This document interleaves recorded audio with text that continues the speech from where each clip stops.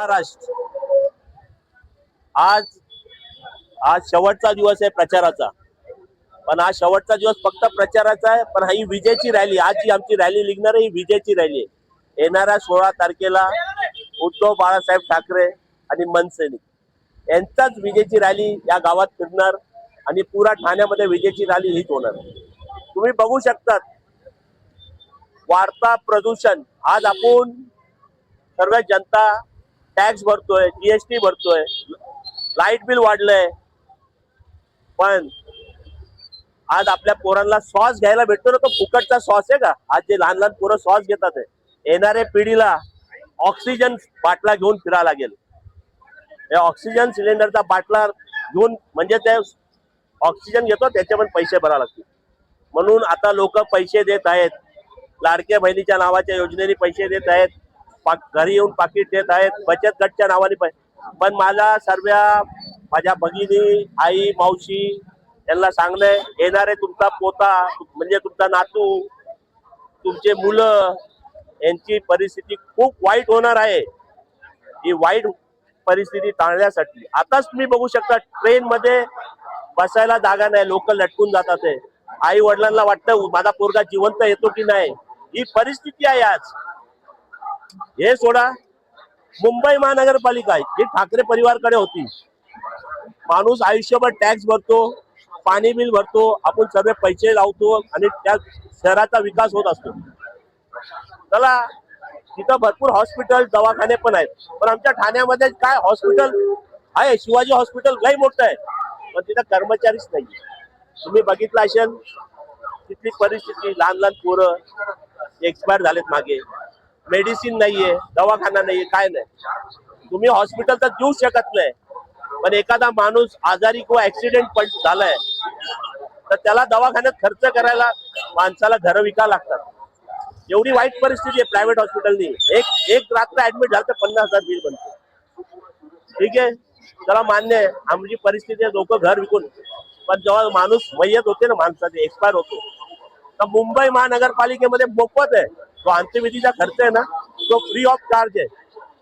पण आपल्या ठाणे महानगरपालिकेमध्ये त्या अंत्यविधीच्या खर्चाला पण 8 ते 10,000 रुपये मोजावे लागतात. त्याच्यामुळे ना सामान्य माणूस जो आपलं घर दार विकून आपल्या ज्या वडील असो, आई असो, मुलगा असो, त्यांच्यावर ट्रीटमेंट करताना सर्व आपलं घरदार विकून शेवटी माहितीच्या पैशाला पण त्याला कुठे तर मिंडे व्हायला लागतं, कुणाकडे तर झुकायला लागतं. आणि हे जे आहे ठाणे महानगरपालिकेच्या सर्वीकडे, मग तो कुणाकडे जातो, मग तो 10,000-8,000 खर्च करतो आणि त्याला त्याच्यासाठी त्याचं आयुष्यभर त्याच्या पाठी गुलाम म्हणून जगावं लागतं.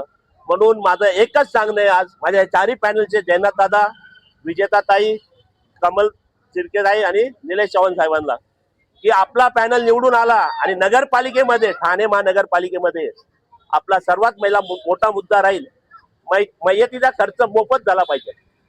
बरोबर, जसा मुंबई महानगरपालिका मोफत देऊ शकते, तर ठाणे महानगरपालिका का नाही देऊ शकत? त्यांनी दिला पाहिजे. त्या देण्यासाठी आपल्याला सर्वसामान्य जनता, पुरा ठाणेकरांना सांगतोय, हे उद्धव बाळासाहेब ठाकरे आणि राजसाहेब ठाकरे या सर्वीकडनं यांना भरभर विजयी करा, यांचा महापौर आणा. हे महापौर आपला आल्यावरच हे माहितीचं जे आहे, मी जे सांगतोय सामान्य छोटीशी गोष्ट आहे मॅडम. काय 8-10,000 लई छोटी म्हणजे, पण सामान्य माणसाला लई मोठी आहे. ते झाले. आज आपले सामान्य जनता, आज कुठला मंत्रीचा पोरगा स्विगी डिलिव्हरी करतो, मॅगडी, कुठे असे डिलिव्हरी बॉय आहे का? डिलिव्हरी बॉय आहे ते आपले कार्यकर्त्यांचे पोरं आणि सामान्य जनतेचे मुलं, हे आपलं घर चालवण्यासाठी. पण तुम्ही बघू शकतात नगरसेवक, आमदार यांच्या पोरं कधी स्विगी डिलिव्हरी करत नाही, पिझ्झा डिलिव्हरी करत नाही. पण आपल्या तुम्ही घोडबंदरचा रोड बघू शकतात, एक रोड वर आहे, काय खाली आहे, काय वरती आहे. तुम्ही त्या ब्रिज फ्लायओव्हर बघितले, वाघबिलचा बघितला, पाथरीपाड्याचा बघितला, भाईंदर, हे सर्व फ्लायओव्हर असे ढाबक डुबुक, म्हणजे रिस्क कोणाला आहे? बाईकचा रायडरला. हे बाईक रायडर कुणाचे पोर आहेत? आपल्या सामान्य जनतेचे. आज आपल्या पोरांची सावधानी घ्यायची वेळ आली आहे. म्हणून आपण सर्वांनी एकत्र होऊन विचार केला पाहिजे. ही गोष्ट जर विचार नाही केला, हे पैसे घेऊन मतदान करू नका. माझं एक नाही प्रामाणिकपणे सर्व मतदारांना सांगणं, तुम्ही पैसे घेऊन मतदान करू नका. पैसे येत आहे तर घ्या. हे पैसे आले कुठून? हे आपलेच आहे. हे ज्यांनी आहे ना सर्व पैसे आपलाच आहे. आणि मी एक सांगू इच्छितो, आपले जयनाथ दादा यांनी कोरोना काळात म्हणजे काय पद नसताना काय नसतानाही त्यांनी लोकांची सेवा केली. ही सेवा करत असताना ना आमच्या आई साहेब म्हणजे जयनाथ दादाच्या आई साहेब या एक्सपायर झाल्या. तरी हा परिवार या दुःखात एवढ्या मोठ्या दुःखामध्ये पण लोकांच्या सेवेसाठी उभा होता. जर असा माणूस जर आज नगरसेवकला उभा आहे आणि जर आपण जर त्यांना मतदान नाही केलं तर ही लई मोठी चूक आहे. ही लई मोठी चूक आहे. आणि म्हणून जयनाथ दादा कुर्डेकर परिवारासाठी तुम्ही सर्वांना एक हात जोडून विनंती आहे, एकदा मोका द्या. सर्व गोरगरिबांना न्याय भेटेल. सर्वांना जो अन्याय होत आहे तो अन्यायावर न्याय देणारा एकच परिवार आहे जयनाथ दादा कुर्डेकर.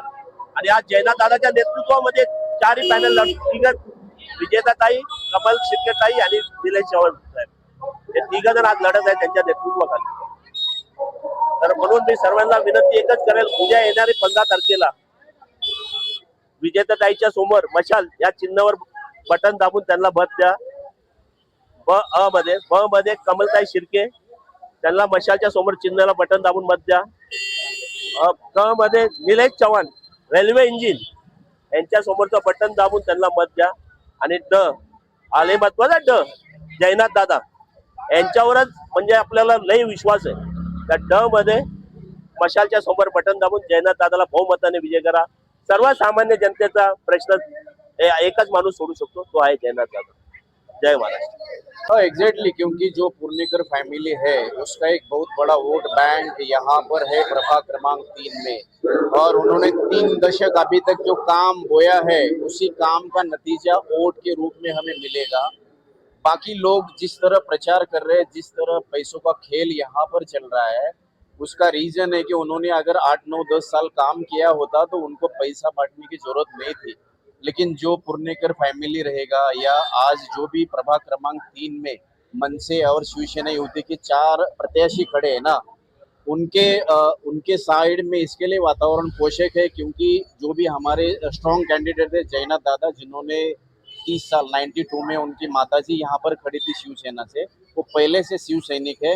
और यहाँ पर उनका सबसे पहला मुद्दा ये है कि वो 3 बार चुनकर आने के बावजूद भी उन्होंने किसी प्रकार की प्रॉपर्टी नहीं बनाई, किसी प्रकार का भ्रष्टाचार नहीं किया, या किसी गरीब का घर बनते हुए किसी को जाके 2 पैसा मांगा नहीं है, या किसी की नौकरी जाने के लिए या कोई अपोजिट पार्टी का बंदा है जो किसी के साथ काम कर रहा है उसको धमकाया नहीं. तो ये सारी चीजें बाकी लोग करते हैं. तो यहाँ पर दादा को चाहने वाला बहुत बड़ा वर्ग है. दादा को चाहने वाले उत्तर भारतीय लोग हैं. दादा को चाहने वाला हर मराठी वर्ग है. इसके लिए और उनका काम बोलता है, लोगों का पैसा बोलता रहेगा, लेकिन पुर्नेकर परिवार रहेगा या मनसे का एक प्रत्याशी हमारे साथ में यूपी में, या श्री प्रदीप यशवंत पुर्नेकर जी की जो हमारी भाभी जी है विजेता पुर्नेकर, उनका भी काम यहाँ पर महिलाओं में अच्छा काम है. और वो पूरा उनका जो बैकग्राउंड है पुर्नेकर फैमिली का, वो पूरा सीधा स्ट्रेट फॉरवर्ड राजनीति है. किसी के साथ धोखाधड़ी नहीं करते. लोगों की सेवा और सेवा ही उनका राजधर्म है और राजनीति है. जय महाराष्ट्र. गरिबांचा दैव जयनाथ पुर्नेकर साहेब हे निवडून सहमताने निवडून येतील आणि सह पॅनल हा निवडून काढणार. जयनाथ पुर्नेकर सह पॅनल निवडून काढणार. जय महाराष्ट्र. त्यांना सपोर्ट करणार आहेत आणि ताई आम्हालाही सपोर्ट करतील.